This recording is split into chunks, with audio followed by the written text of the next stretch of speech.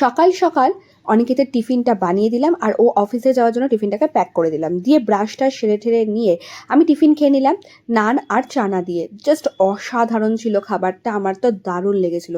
তারপরে দুপুরে লাঞ্চটা আমি, মা, বাড়ির সবাই মিলে বসে পড়লাম ভাত, ভেন্ডি ভাজা, আলু সেদ্ধ, ডাল দিয়ে খেতে। তারপরে আমরা তালশাঁস খেয়ে নিলাম আর সন্ধেবেলা ঠাকুরকে একটু পুজো দিয়ে নিলাম ভালো করে। দিয়ে আমি অনিকেতের সাথে একটু বেরিয়েছিলাম ঘুরতে, মা ব্রিজ ক্রস করে আমরা চলে গেছিলাম মোমো আইয়ামে, কি না খাওয়া দাওয়া করতে। তাই দুজন মিলে একটু পোজ দিয়ে ফটো তুলে নিলাম, একটু খুনসুটি করছিলাম। তারপরে আর অপেক্ষা করছিলাম খাবারের জন্য, কারণ প্রচণ্ড খিদে পেয়ে গেছিলো। আর তোমাদেরকে দেখিয়ে দিচ্ছিলাম এই ডেকোরেশনটা কেমন লাগছে, জাস্ট অসাধারণ ছিল, আমার তো অসাধারণ লেগেছিলো। তারপর খাবার চলে আসাতে খাবারে মনোযোগ দিয়ে দিলাম দুজনেই, কারণ প্রচণ্ড খিদে পেয়ে গেছিলো। প্রথমেই খেয়ে নিয়েছিলাম মোমো, ওদের সিগনেচার যেটা।